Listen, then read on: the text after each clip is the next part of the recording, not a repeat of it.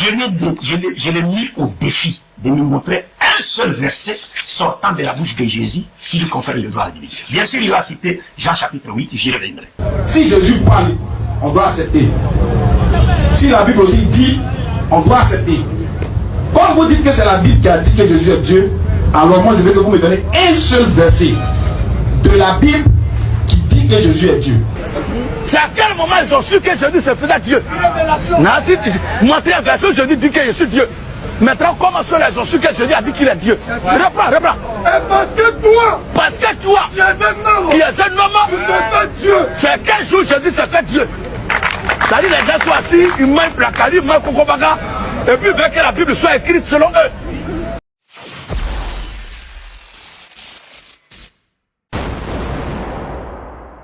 Bonjour, bonsoir tout le monde. Bienvenue une fois de plus. Aujourd'hui, nous allons parler d'un sujet aussi très important comme tous les autres d'ailleurs. Il s'agit de répondre à cette question. Si un chrétien peut indiquer un seul verset, un seul, sans équivoque et sans ambiguïté, dans toute la Bible, où Jésus, alayhi salam, lui-même a dit qu'il est Dieu, ou demande de l'adorer comme étant Dieu, je suis prêt à accepter le christianisme aujourd'hui. Il y a des gens de l'autre côté qui veulent toujours savoir si Jésus a dit de sa bouche qu'il est Dieu. D'après eux, si nous montrons que Jésus a dit de sa bouche qu'il est Dieu, ils vont devenir des chrétiens. Bon, c'est vrai, c'est pas nous qui convertissons, c'est le Saint-Esprit qui doit vous convaincre.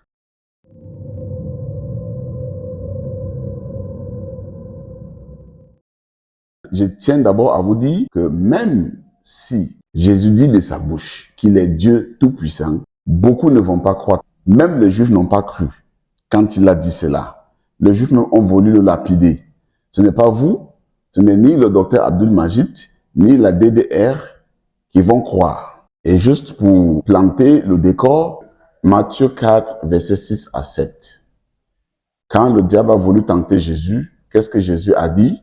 Jésus lui a répondu, « Il est aussi écrit, tu ne tenteras point le Seigneur ton Dieu. » Je répète, tu ne tenteras point le Seigneur ton Dieu. Mais qui était devant Satan? Satan voulait tenter qui? Satan voulait tenter Jésus-Christ. Et Jésus-Christ lui dit, tu ne tenteras point le Seigneur ton Dieu. C'est pour dire à Satan, je suis Dieu, tu ne peux pas me tenter. Ça, c'est juste une leçon qu'on ne pourra pas développer maintenant. Je vous laisse d'abord écouter l'intervention du pasteur Gédéon, comme d'habitude.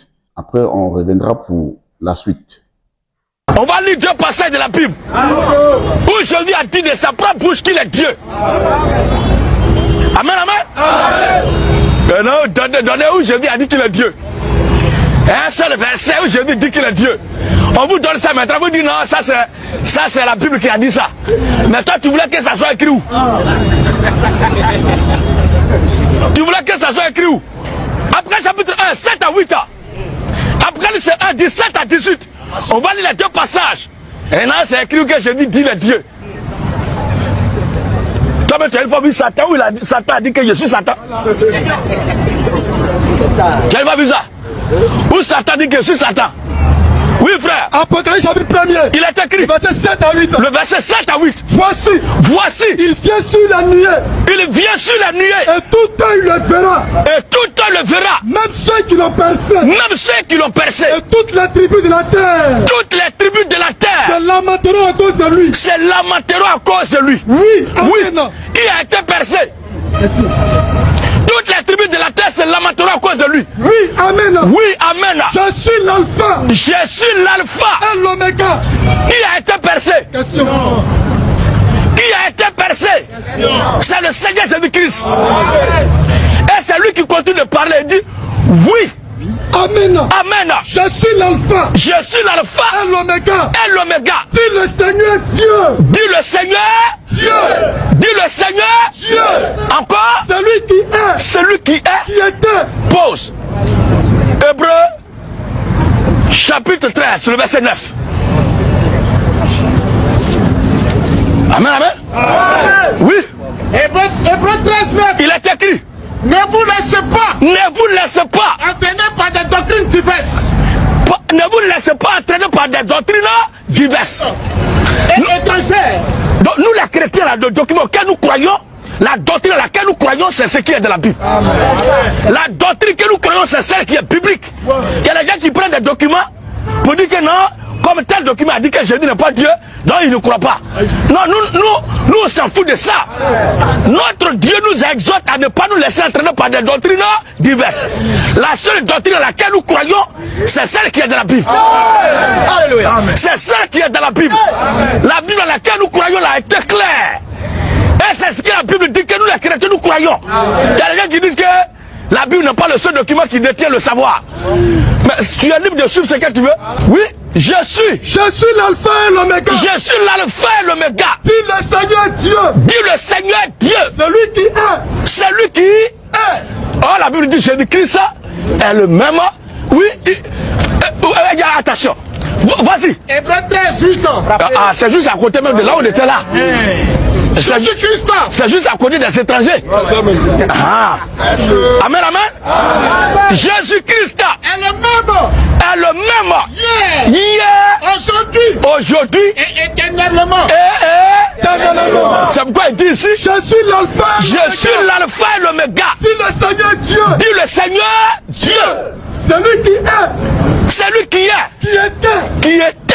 Et qui vient. Jésus-Christ est le même hier, aujourd'hui et celui qui était, qui est et qui vient. C'est le même type. Celui qui est. Celui qui est. Qui était. Et qui vient. Et qui vient. Le tout-puissant. Le tout-puissant. Le tout-puissant. Vous voulez qu'on vous dise que Jésus est Dieu comment? Amen. Il est le Dieu tout-puissant. Amen. En dehors de Jésus-Christ, il n'y a pas de Dieu. Ça c'est rêve de gens. Toi tu veux que ça soit rêve de qui? Bah le mécréant. S'il y a quelqu'un qui croit que Jésus n'est pas Dieu là, faut venir. Dans n'importe quel document, on va te noyer.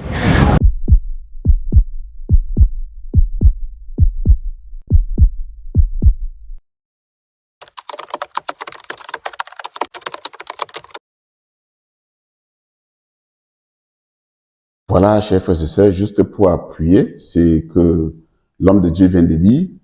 Je vais vous lire un verset avant de vous montrer la suite. Jean 10, verset 32 à 33. Dans Jean 10, verset 32 à 33, les Juifs ont voulu lapider Jésus parce que Jésus a simplement dit qu'il est le Fils de Dieu. On lui a accusé de blasphème. Ça veut dire qu'il s'est fait Dieu. Parce qu'ils ont dit là-bas, toi qui n'es qu'un homme, tu t'es fait Dieu. Donc tu vois, donc, ils ont compris que Jésus s'est fait Dieu. C'est donc pour cela qu'ils voulaient le lapider. Voilà. Écoutez la deuxième intervention et après on reviendra pour tirer la conclusion. Apocalypse 1, 17 à 18. il est écrit. Quand je le vis. Quand je le vis. J'ai tombé à ses pieds. Quand j'ai vu le Seigneur Jésus-Christ, il est tombé à ses pieds. Comme mort. Comme mort. Il posa sur moi. Il posa sur moi. Sa main droite. Sa main droite. En disant quoi? Ne crains point. Ne crains point. Je suis le premier. Je suis le premier. Et le dernier. Et le dernier. Et le vivant. Et le vivant. J'étais mort. J'étais mort. Et voici. Alléluia. Quand les papes, les prophètes, les archibishops, les monseigneurs, tous vos soi-disant envoyés de Dieu qui sont morts là, est-ce qu'ils ont cœur de dire ça? Est-ce qu'ils ont courage de dire ça? Est-ce qu'ils ont faim de dire ça? La Bible dit quoi? J'étais mort. J'étais mort. Et voici. Et voici. Je suis vivant. Je suis vivant. Au siècle des siècles. Amen. Il est vivant au siècle des siècles. Qui peut être vivant au siècle des siècles? C'est Dieu seul. Jésus-Christ est Dieu. En dehors de lui, il n'y a pas de Dieu. Alléluia. Je tiens les clés de la mort. Je tiens les clés de la mort. Et du séjour des morts. Vous n'avez pas dit que c'est Dieu qui a le pouvoir de faire mourir et de faire vivre? C'est pas Dieu? Détroit 32, le verset 39, dit quoi? Qui a le pouvoir? Qui tient la vie et la mort dans ses mains? Qui a le pouvoir de faire vivre et de faire mourir? C'est Dieu seul. Jésus-Christ qui peut tenir les clés de la mort et de séjour des morts dans ses mains. Deutéronome 32, le verset 39. Il est écrit. Sachez donc que c'est moi qui suis Dieu. Que c'est moi qui suis Dieu. Et qu'il n'y a point de Dieu près de moi. Il n'y a point de Dieu près de moi. Je fais vivre. Je fais vivre. Et je fais mourir. Et je fais mourir. Je blesse. Je blesse. Et je guéris. Et la Bible dit. Et personne ne délivre de ma main. C'est ce Dieu-là qui apparaît dans l'Apocalypse là. Quand je lève ma main vers le ciel. Quand je lève ma main vers le ciel, Et je dis éternellement. je vis éternellement. Je vis éternellement. C'est ce même Dieu-là qui est venu en chair dans un corps humain dans le Nouveau Testament pour racheter son peuple. C'est tout.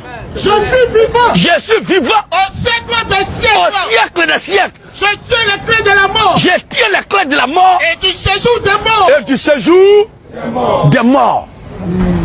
Voici notre Dieu présenté. Déjà, chers frères et sœurs, le docteur Abdul Majid et la DDR, les deux croient bien sûr que Jésus est le Messie, parce que leur livre le dit que Jésus est le Messie. Mais Jésus n'a pas dit de sa bouche qu'il est le Messie, mais ils croient. Vous voyez déjà? Pas seulement ça. Dans la Bible, Jésus dit clairement qu'il est le Fils de Dieu. Ils n'ont pas cru. Ils ne croient pas jusqu'à présent que Jésus est le Fils de Dieu, malgré que Jésus a dit de sa bouche qu'il est Fils de Dieu vivant. Ils n'ont pas cru. Combien de fois s'il dit qu'il est Dieu, ils vont pas toujours croire. Ça, c'est ce qu'on appelle double standard en anglais, ou 2 poids, 2 mesures.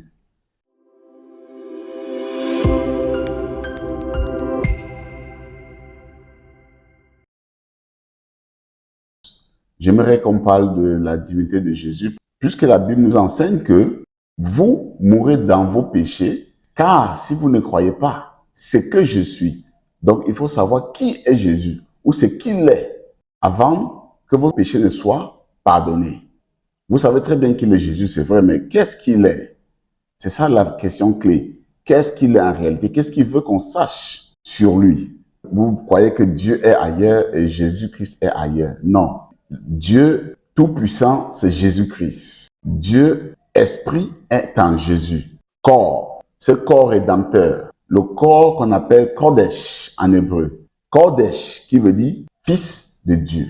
Mais en réalité, qu'est-ce que vous voulez que nous croyions en qui? Nous devons croire à ce que ceux qui ont marché avec Jésus, les disciples, les apôtres, qui ont marché avec Jésus, ils ont écrit.